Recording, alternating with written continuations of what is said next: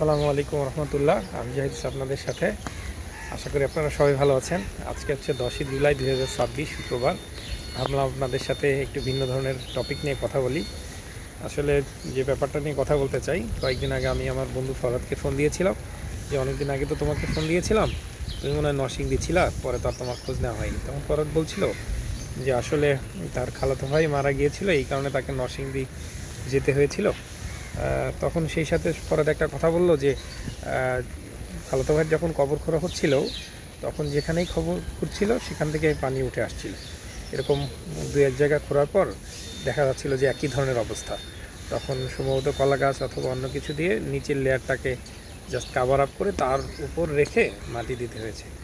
এবং কথার এক পর্যায়ে ফরহাদ বলল যে আসলে দেখো যে ভাইয়ার দুনিয়াতে তো সব কিছুই ছিল, এবং কত ইয়ার বয়স, আনুমানিক হয়তো 60-65 হবে।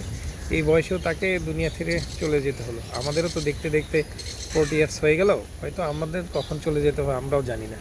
আসলে আসলে আমাদের জীবনের যে পারপাস কী, আমরা অধিকাংশরা মনে হয় সেটা ভুলে গিয়েছি। তখন আমি ফরহাদকে বললাম, তুমি আসলে ঠিকই বলেছো। আসলে আমাদের জীবনের যে মেইন উদ্দেশ্য, আমরা কী কারণে আসছি, এটাই জন্য আমরা অধিকাংশ মানুষ আসলে ভুলে গিয়েছি।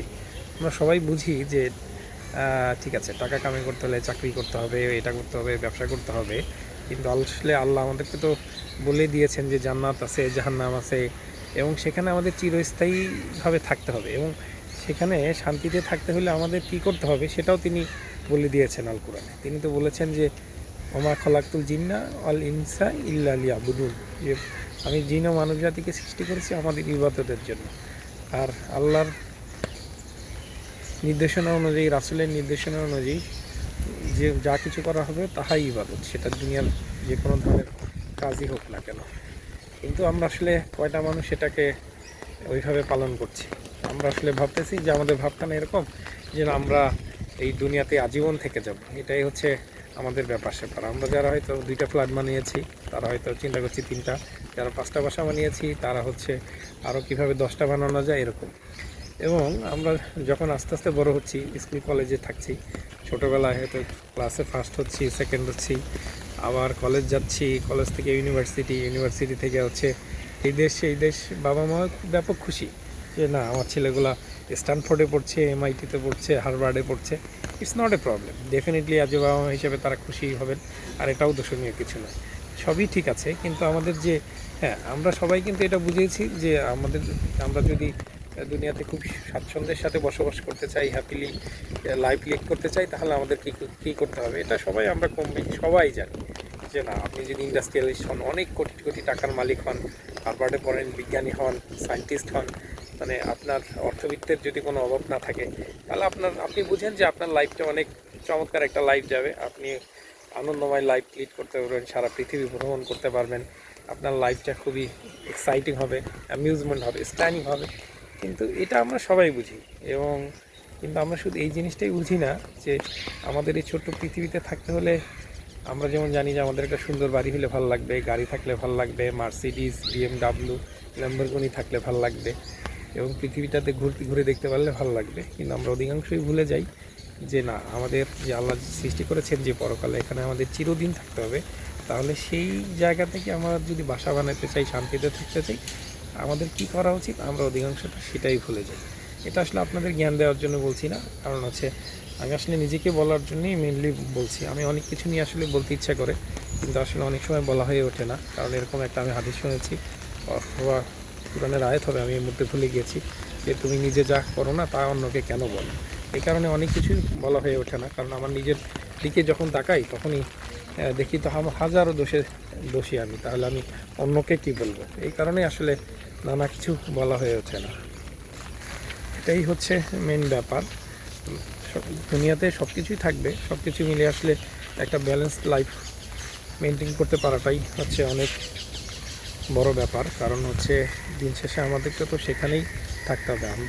সাহাবীদের লাইফ যদি আমরা পড়ি, অধিকাংশ সাহাবীর ক্ষেত্রেই দেখবেন, এবং মোস্টলি সবার ক্ষেত্রেই দেখবেন, তারা ব্যাপারটা এরকম ছিল যে তারা রাসূলের সেই হাদিসকেই ফলো করতো, যেখানে সারমর্মটা অনেকটা এরকম, তুমি দুনিয়াতে এমনভাবে বিচরণ করো যেন তুমি এখানে আসলে মুসাফির নর্মালি কী করে, কোথাও হয়তো আপনি ঘুরতে গিয়েছেন, সেটা সেন্ট মার্টিন হোক, কক্সবাজার হোক, আপনি কি সেখানে চিন্তা করেন যে আপনি সেখানে আজীবন থাকবেন? না, আপনি ভাবেন যে এখানে জাস্ট কয়েকদিন থাকবো, একটু কাটাবো, আবার এখান থেকে চলে যাব। মানে এই কারণে আপনি কিন্তু সেখানে না বানানো হচ্ছে আপনি বাসা বাড়ি কোনো কিছু, কারণ আপনি তো সেখানে পার্মানেন্টলি থাকছেন না, জাস্ট আপনি কয়েকদিন কাটিয়ে সেখান থেকে চলে যাচ্ছেন। সো আমাদের দুনিয়ার লাইফটা এরকম, যেন আমরা কয়েকদিনের জন্য এখানে আসছি, সো চলে যাব সেখানে। আসলে সেখানকে নিয়ে পার্মানেন্টলি থাকার মতো চিন্তা করা তো আসলে একটা বোকার স্বর্গের মতোই বসবাস করা, তাই না? এই কারণে হচ্ছে যে আমাদের যদি বাড়ি বানাতেই হয়, সে বাড়িটার জন্য জান্নাতে হয়।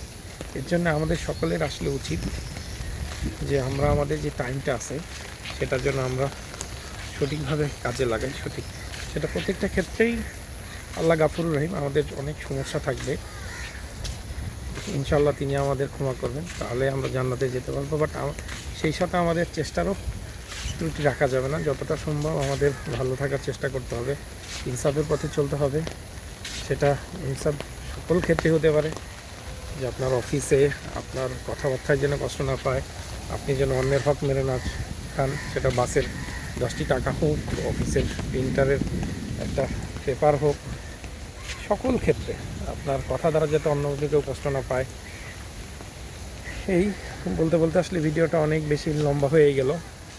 সেই সাথে আসলে আরেকটা জিনিস ভাবলে মানে আমার বেশ ভয় কাজ করে, এবং আরেকটা আয়াতের দিকে তাকালে এবং শান্তি কাজ করে, যে আসলে এরকম একটা কথা আছে যে আসলে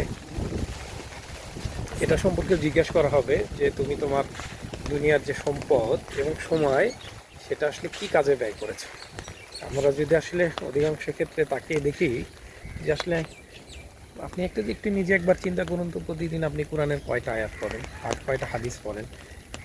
মানে আমার মনে হয় যে আসলে আমি মাঝে মাঝে ভাবি যে আমি আসলে কয়দিন কোরআন পড়ি না, কয়দিন হাদিস পড়ি না, এবং আমলের কথা বাদই দিলাম। এবং অথচ দেখেন এই আমি আপনি কি পরিমাণ খেলাধুলার পিছনে দেখার পিছনে সময় নষ্ট করি। ওয়ার্ল্ড কাপ চলতেছে, রাত জেগে 2টার সময় ওয়ার্ল্ড কাপ দেখছি, রাত 10টা থেকে 12টা পর্যন্ত দেখছি, এবং ভোর 4টা পর্যন্ত খেলা হলে সেই খেলাটা দেখছি। আমরা কয়েক ঘন্টা নষ্ট করে ফেলছি, এবং অন্যান্য অনেক কাজে বন্ধুদের সাথে হয়তো আড্ডা দিচ্ছি ধুন্ধুমার, এবং কয়েক ঘন্টা চলে যাচ্ছে।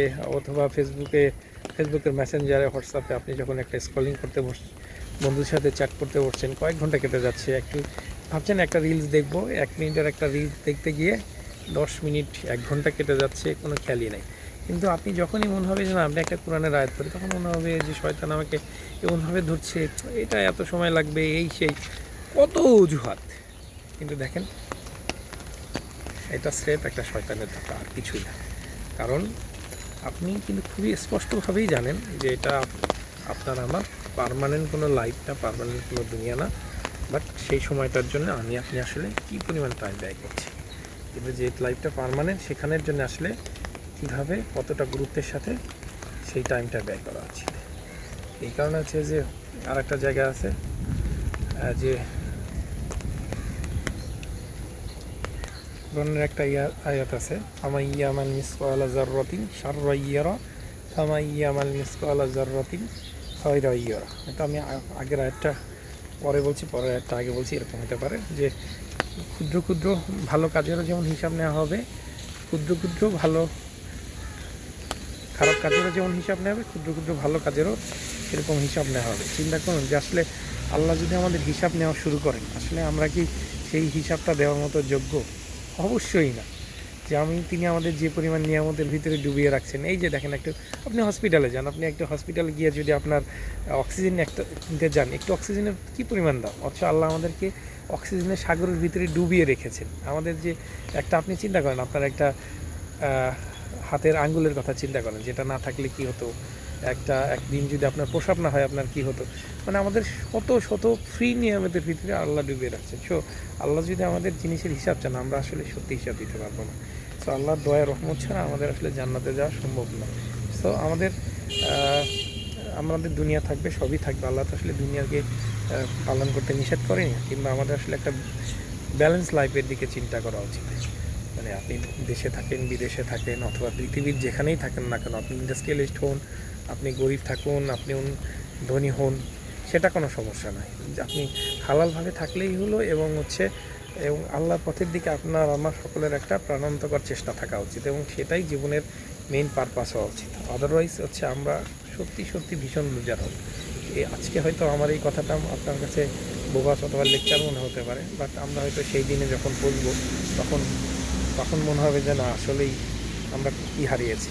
এবং এরকম একটা হাদিসও আছে, জাস্ট বলে ফেলি যে কথায় কথায় চলে আসলো, যে ওটার মিনিংটা অনেকটা এরকম যে আসলে সবচেয়ে বড় দেউলিয়া কে? কিয়ামতের দিন এক শ্রেণীর মানুষ উপস্থিত হবে যে যারা দুনিয়ায় অনেক অনেক কিছু করেছে, অনেক ইবাদতও করেছে, অনেক ইবাদত করছে, কিন্তু হচ্ছে তারপর তারা জাহান্নামী। কারণ তারা হচ্ছে হ্যাঁ নিজে অনেক ভালো কাজ করেছে, কিছু করেছে, কিন্তু তারপরে দেখা যাবে যে তারা মানুষের হক প্রচুর নষ্ট করেছে। প্রচুর নষ্ট করার কারণে তারা দেখা যাবে যে প্লাস মাইনাসে হচ্ছে তারা মাইনাস হয়ে গিয়েছে। তাহলে চিন্তা করেন, মানে এত ইবাদত করার পরেও যে তারা জাহান্নামী হবে। তাহলে আমরা যারা একদম ইবাদত করছি না এবং কন্টিনিউয়াসলি মানুষের হক নষ্ট করছি, মানুষকে হুমকি দামকি দিচ্ছি, আরও নানা সমস্যা ক্রিয়েট করছি, তাহলে আমাদের অবস্থাটা কী হবে? সো আল্লাহ আমাদের সকলকে সঠিক পথে চলার তৌফিক দান করুন। আর একটা জিনিস আবারও বলছি, আসলে কাউকে জ্ঞান দেওয়ার মতো আমি যোগ্য মানুষ নই। হঠাৎ করে আসলে আমার মনে হলো যে না, আপনাদের সাথে একটু নিজের অনুভূতিগুলো শেয়ার করি, জীবন দর্শনটা একটু শেয়ার করি। এরকম আপনাদের কাছে অবশ্যই আমি দোয়া চাই, আল্লাহ যেন আমাকেও সঠিক পথে চলার তৌফিক দান করেন। কারণ হাজারো প্রবলেম, আমি নিজেই ফুললি প্র্যাকটিসিং হইতে পারি নাই, চেষ্টা করি যতটা হওয়া যায়। এই আর সারা দেশের বৃষ্টিপাতে অনেকের জীবন বিপর্যস্ত হয়ে যাচ্ছে, অনেক জায়গায় বন্যা, তাদের জন্য দোয়া করবেন, তার জন্য ভালো থাকে। অনেকক্ষণ থেকেই বৃষ্টি হচ্ছে, বৃষ্টিটা এখন একটু থেমেছে। জাস্ট আপনাদেরকে একটু দেখাই চারপাশটা, দেখেন বৃষ্টির পর প্রকৃতিটা অনেক বেশি চমৎকার হয়ে উঠছে, এই কারণে আপনাদের না দেখিয়ে পারছি না।